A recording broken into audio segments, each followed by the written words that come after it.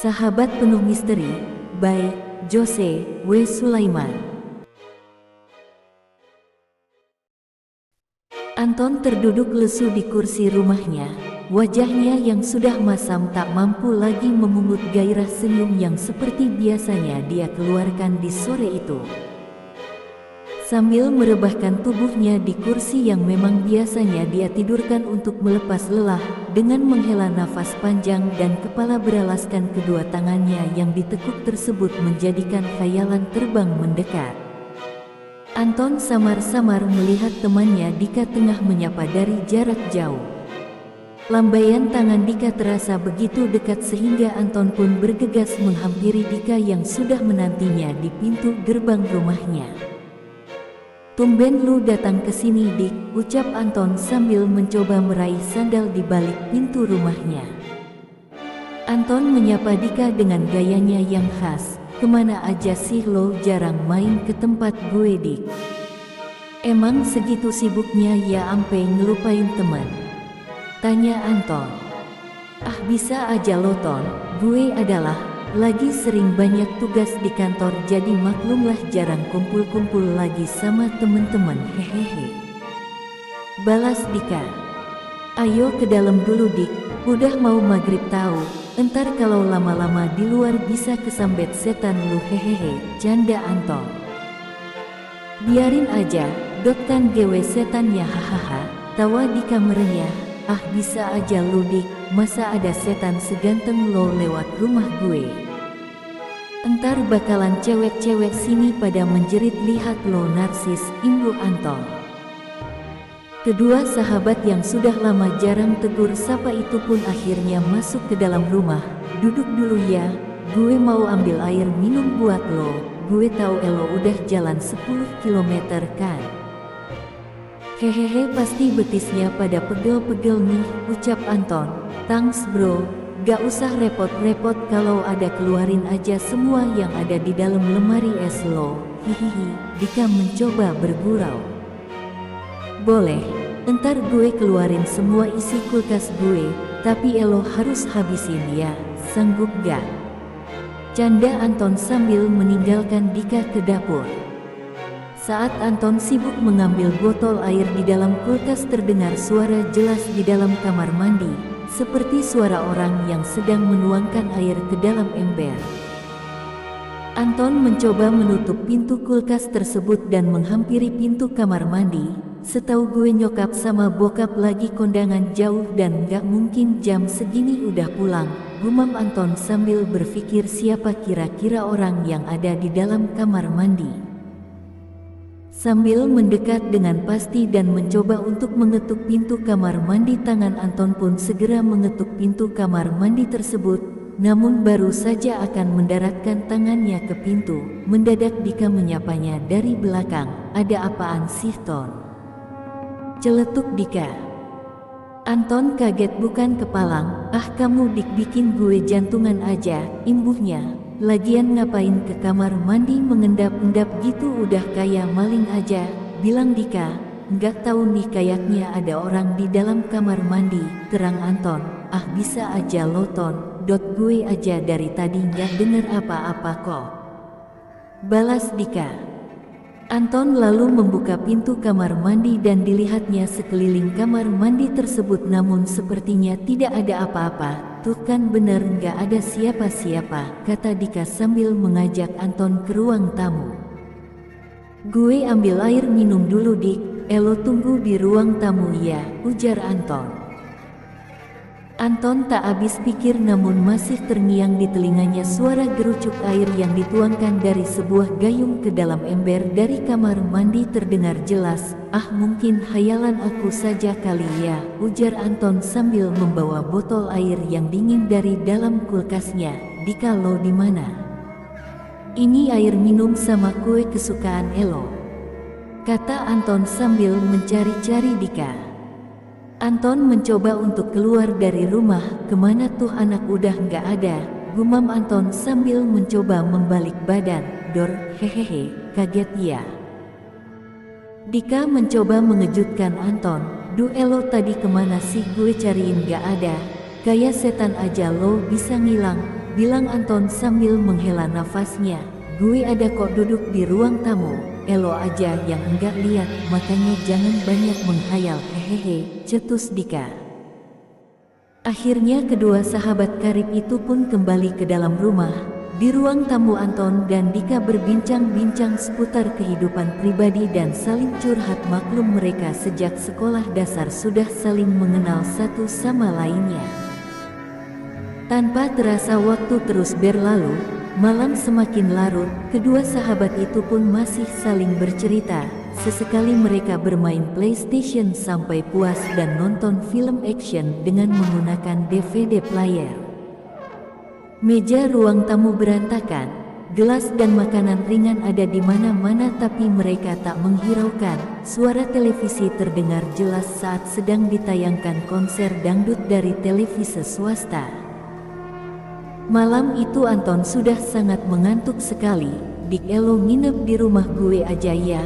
Kebetulan nyokap and bokap gue pulangnya besok siang. Maklum kondangannya jauh banget, ujar Anton sambil memegang bahu Dika. Sekalian nemenin Elo ya.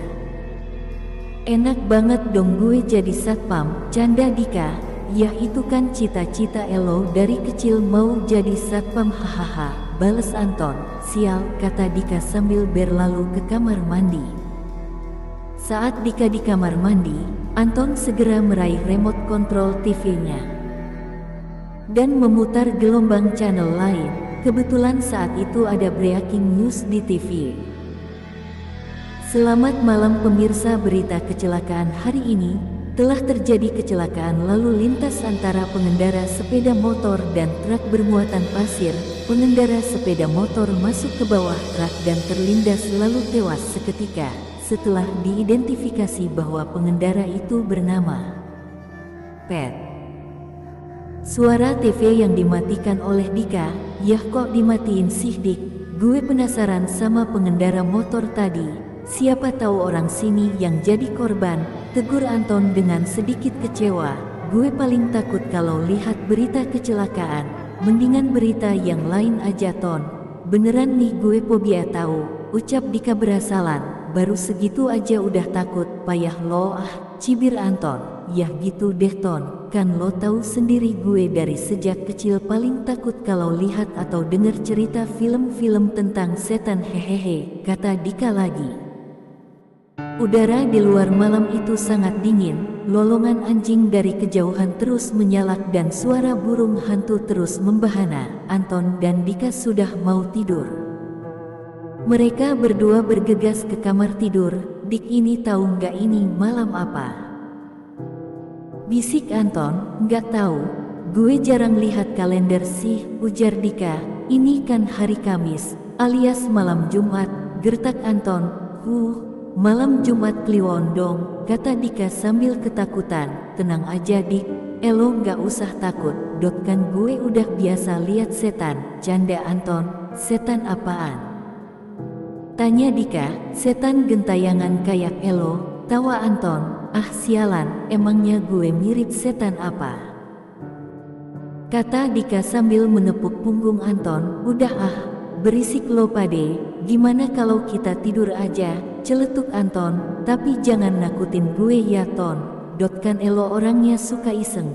Ingat gak dulu waktu kita main kemah-kemahan di samping rumah, Elo bikin gue kencing di celana gara-gara nakutin gue. Terang Dika, masih inget aja lo? Gue malah udah lupa, udah lama banget tahu tuh, balas Anton.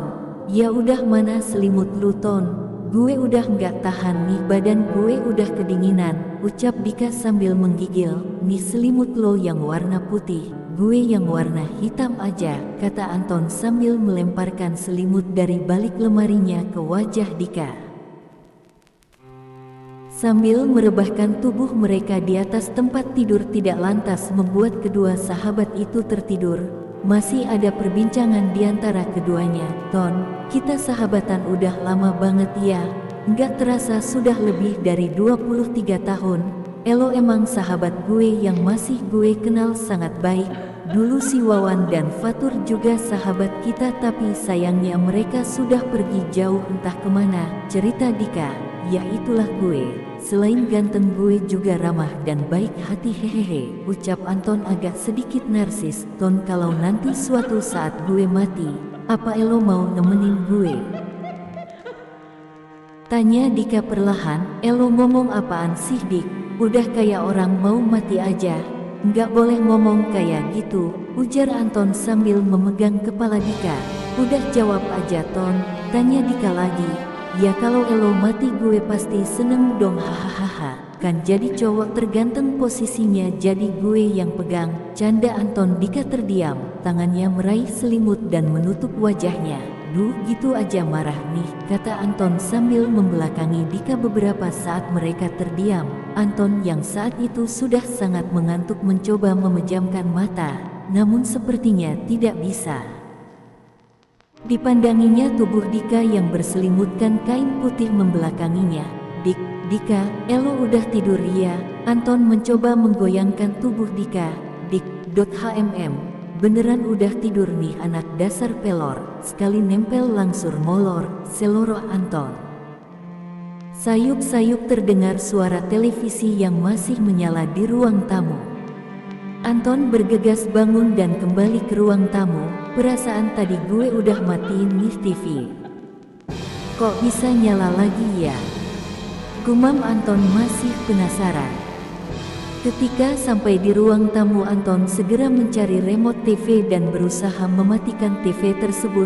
Kok dimatiin Ton? Gue masih nonton tahu. Tiba-tiba Dika sudah ada di ruang tamu terduduk sambil memegang kaleng berisi kue.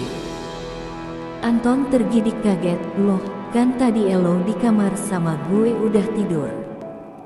Kok udah ada di sini? Anton penuh keheranan. Anton, gue tuh dari tadi di sini nonton TV. Kebetulan gue suka banget sama acara film action dari Trans TV, ucap Dika. Jangan bercanda lo Dik, bikin gue jadi bingung aja. Anton masih terheran-heran. Hehehe, sebenarnya gue tadi belum tidur. Waktu Elo ke ruang tamu gue ngikutin Elo dari belakang. Emang gak berasa ya? Timpal Dika. Duh, bikin jantung gue deg-degan aja lo Dik, hentak Anton. Hehe, sorry bro, bikin Elo jadi ketakutan. Tapi gue nggak mirip setan kan, hihi, gurau Dika. Awah elap, ya sudah setel aja berita. Biasanya jam segini ada berita malam deh. Tuh kan udah jam 1 dini hari, hardik Anton sambil memegang remote kontrol TV dan mencari channel berita. Sementara Anton duduk di bawah sofa, Dika duduk di atas sofa. Mereka kembali bercanda. Saat mereka berbincang, Anton kembali terpaku dengan sebuah berita kecelakaan. Lah, ini kan berita yang tadi sore. Kebetulan gue tadi belum rampung lihat gara-gara Elo matiin Dik, ucap Anton sambil memegang erat remote kontrol TV-nya. Dari dalam TV terdengar berita. Selamat malam pemirsa, berita kecelakaan hari ini. Telah terjadi kecelakaan lalu lintas antara pengendara sepeda motor dan truk bermuatan pasir. Pengendara sepeda motor masuk ke bawah truk dan terlindas lalu tewas seketika. Setelah diidentifikasi bahwa pengendara itu bernama Andika yang beralamat di Jalan Tawes 4 Bekasi. Suara TV membahana, kok namanya Andika pas banget sama nama Elo Dik, tanya Anton kepada Dika. Dika, kemana lo? Anton menoleh tapi Dika sudah tak ada. Kemana nih anak? Cepet banget ngilangnya, gumam Anton. Bergegas Anton ke kamar dan mendapatkan Dika tertidur pulas. Woi, enak bener ninggalin gue di ruang tamu, hardik Anton kepada Dika. Dika tak bergeming sedikit pun. Anton mencoba membangunkan Dika namun Dika tetap saja terdiam. Saat Anton hendak membuka selimut, Dika tiba-tiba, Ton, aku mulai kedinginan nih, ucapan lirih terdengar dari mulut Dika. Dingin apanya? Kan AC-nya udah gue matiin, balas Anton. Dingin banget tahu, mana kepala gue berdarah nih, sakit banget hik. Lirihan Dika kembali sambil menangis. Elo kenapa sih Dik? Tanya Anton. Kepala gue berdarah Ton, sakit banget, rasanya mau pecah, imbuh Dika sambil terus menutupi kepalanya dengan selimut. Tadi perasaan Elo gak kenapa-kenapa, ucap Anton lagi. Iya Ton, Dot gue emang nggak kenapa-kenapa tapi kepala gue perih banget, kata Dika. Coba gue lihat kepala lo. Sebenarnya sakit apa sih? Anton keheranan saat Anton akan membuka selimut yang menutup wajah Dika. Tiba-tiba listrik padam dan ruangan menjadi gelap gulita.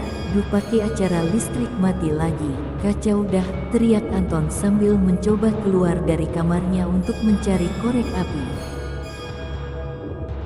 Ketika Anton mencari korek api, mendadak sepertinya Anton menabrak sesuatu.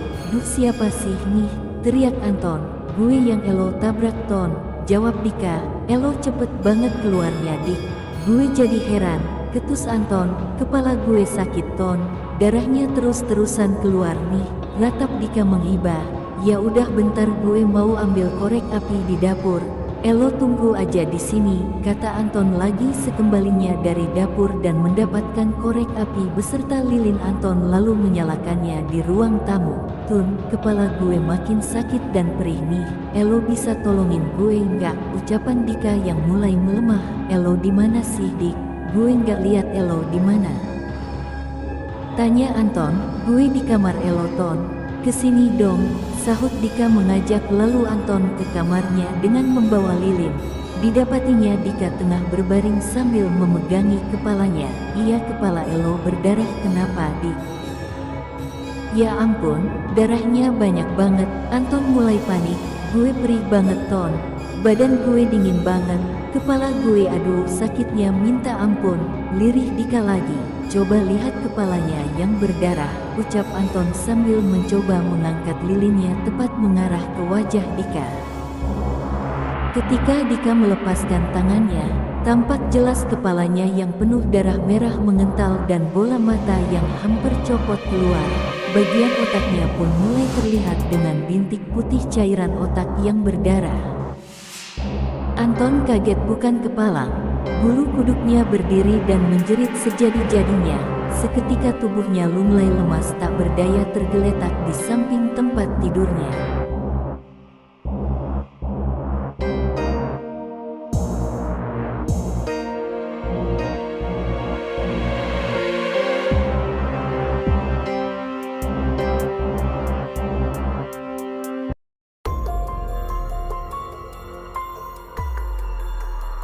Keesokan harinya Anton mendapatkan dirinya berada di rumah sakit dengan kepala terikat perban putih dan di sampingnya pun berdiri ayah dan ibunya.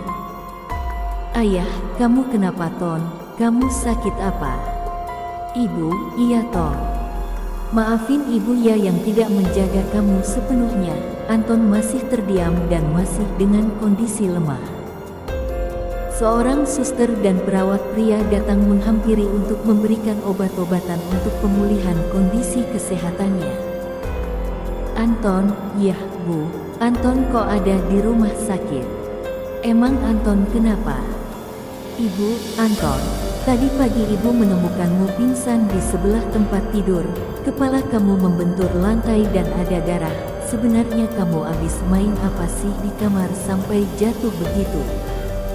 Anton, anu Bu, Anton semalam abis. Belum selesai bicara mata Anton tertuju pada sebuah berita yang ada di sebuah koran yang saat itu dipegang sang ayah. Anton, ya coba lihat berita itu, siapa yang kecelakaan? Ayah, iya Ton, baru mau papa ceritakan bahwa temanmu si Dika kemarin sore meninggal akibat kecelakaan lalu lintas. Tubuhnya terpelanting dan masuk ke kolong mobil truk. Siang ini jenazahnya akan dikebumikan di TPU Pondok Kelapa. Beritanya sudah ada di televisi dari kemarin malam dan hari ini sudah ada beritanya di koran-koran. Tragis ya.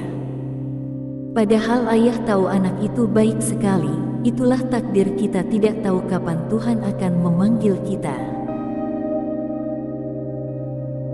Anton terdiam membisu dan mencoba mengingat peristiwa semalam di mana ketika dia hendak ke kamar mandi tiba-tiba Dika sudah mengejutkannya dari belakang padahal tidak terdengar langkah kaki Dika. Dan ketika mencari Anton di luar rumah tiba-tiba ketika menoleh sudah ada di belakangnya.